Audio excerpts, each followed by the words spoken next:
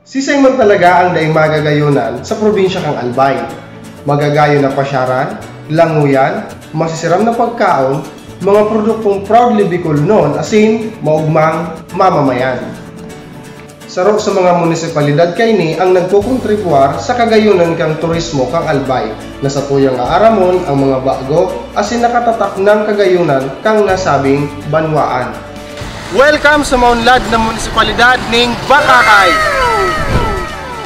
Bakakay, hani sa tataramo na bagakay o sarong klase ning butong. Binubuo ning 26 na mainland barangays asin 30 island barangays kung sa inyaw ng mga sikat na beaches na naipahiling na sa mga media platforms arog kang DepEd TV asin biyahe ni Drew. Produkto arog kang mga banig, basket, nagibong karagumoy, historical heritage arog kang Santa Rosa de Lima Parish Church, Porta Fide, Casa Simeon, asin kadakol pa. Na mantinirang pag-asenso kang Bakakay lalo na sa turismo poon sa pinakainot ming mayor na si Honorable Eulogio Villawenco hanggang sa presenteng mayor ningunya na si Honorable Armando Dinky Romano. Orgulyong padagos na ang Bakakay iyo ang pang-14 most improved municipality among the first to second class municipalities sa bilog na Pilipinas. What's up mga kaalaw? Kaya sa vlog na inay sa kuyang ipapahiling ang mga bago asin magagayon na pasyaran digdi sa banwaan ning Bakakay. Albay muna, Albay naman, a perfect destination.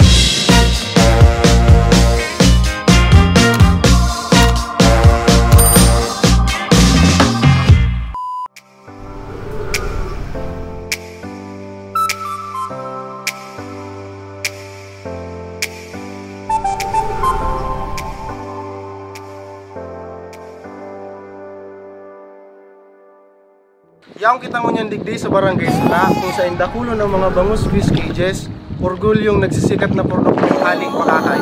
Mana, huwag kita.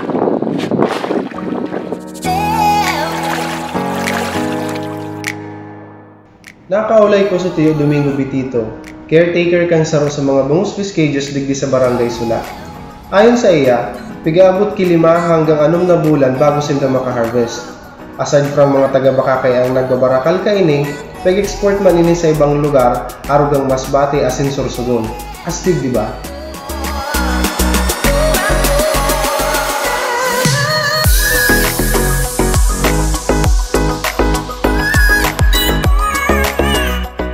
Huli na!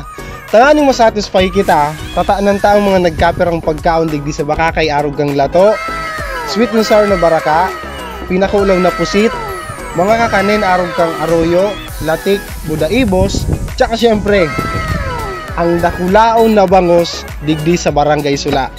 Mana, magkaraon kita.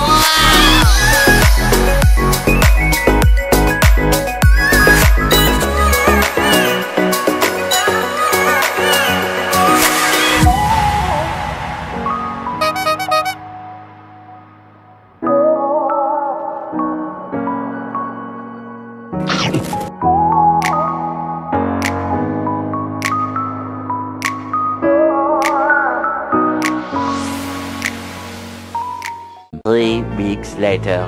What's up mga kaalaw? Another exciting day. Huni kami ngunyan sa barangay Namanday kung saan dakulo na beach ang pwede nindong mahiling. Pero igwang sarong beach napasikat o nagsisikat na naman ngunyan. Kaya iyo ito ang dudumanunta. Tara! A few moments later.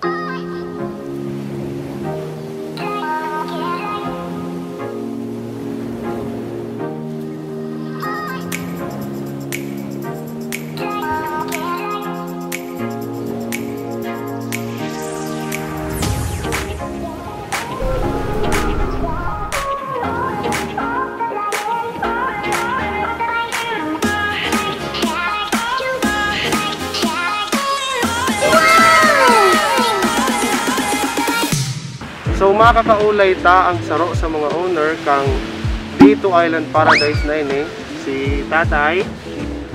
Ako po si Mr. Bernardo Daito, married, presidente Kampor Puno naman ay Bakakay Albay. So Sir, kaso rin po ini nagpo na beach po nindo. Paano po nindo siya na-discover? Hanggang July, bigpahawanan mo ini yung lugar na ini. Tanganing mo yami man mag-igwa native na pagkurukarigusan, beach resorts ta. Ang namanday, karoon kan magayo na may white sand. Magayo na i-develop. Ngunya, big-develop mo ini as native lang ang mga lugar, ang place. Ano na po sa mga open or mga services po nindo niya na iwan na po kamo? Arupianing cottages, 14 cottages ini. Katapos igwa kaming mga pig-parent natin. Ngunyan, igwa pa kaming kantin na pig-develop. And then 7 rooms na fruit cottage. And then igwa pa kaming i-develop na function hall. Ready for rent, for wedding, birthdays, anniversaries, on location. All kinds of okay. Paano po sa mga turista makapasiring po dito? For example, hali po sindang Bakakay Port. Paano po sinda makakapasiring dito? Kung hali sa Bakakay, pwede man na mag-ano duman sa samuyang mga service. Nagwa kaming service na bangka, may name na Daito Island Paradise. Pwede kaming magtanggap ng guest hali sa Bakakay or tabako. So, maraming salamat po.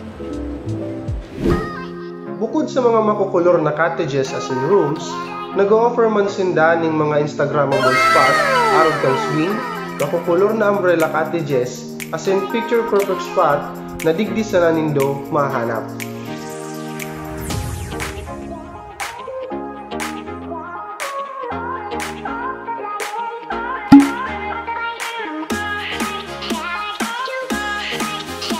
Three days later.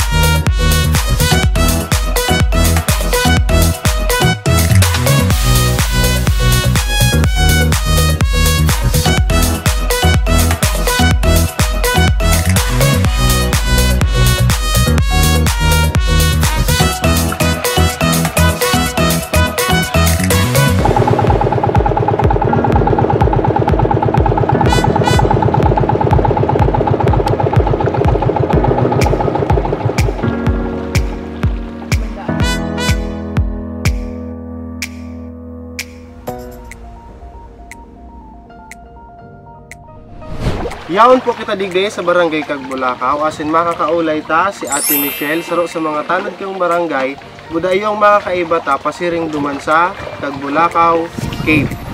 Kung may mga turista po tiya na gusto magbisita digde sa Kagbulakaw Cave, saan po sindaynot na madulo? Barangay Hall po. Sa Barangay Hall po. Opo, para ano po, malagin lang po tinda. Alagin. Tapos po, ano nga mga po sa barangay. Paaram po. Paaram po.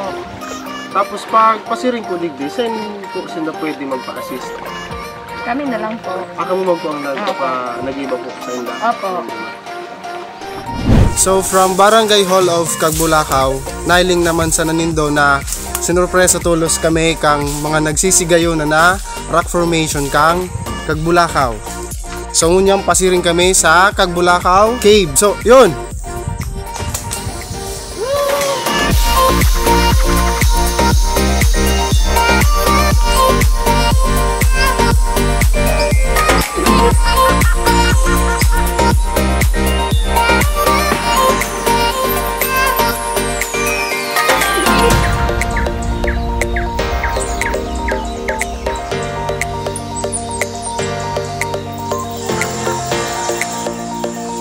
Wow!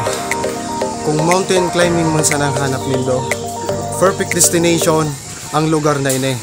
Tsaka magayon siya ta, dawa patukad, dakulon na kahoy, fresh air, tsaka rock formation, dakulon ka pang mahihiling digde. Eps. Dahil hindi siya pwedeng kuwaon. No. A few minutes later.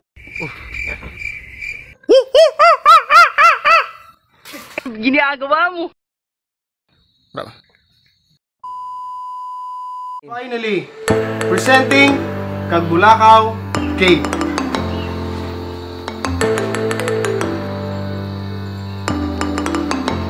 A few moments later.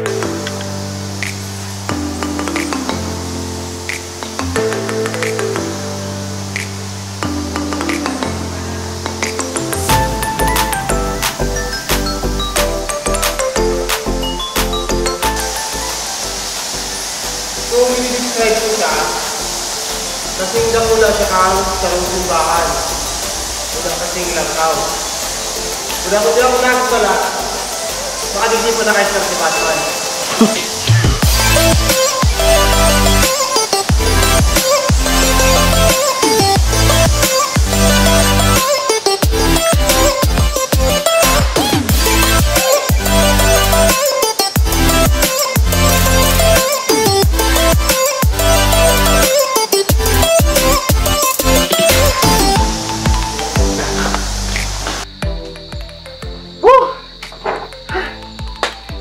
Medyo nakakapagod ng konti pero worth it. Ang ganda. Minsan na akong namangha sa kagayunan kang Albay. Pero sa giraray na na-experience ako sa dinuman kong ini, mas lalo pa akong namangha asin na ugma kang mga bago asin padagos na pag-asenso kan sa tuyang turismo. Iba talagang sa tuyang probinsya. Kasing gayong kang bulkang mayon. Nadawang minaagi sa mga kadipisilan, minalataw man giraray ang kagayunan asin kasikatan. Araw ng presenteng pandemya na ini. Sana matapos na asin gabos magpabakuna na. Tanganing araw ko, mas mamangha man ka mo. And I was thinking that who knows someday, Albay is not only an ordinary tourist destination, but the Philippines' perfect destination. Mabalos sa Indogabos.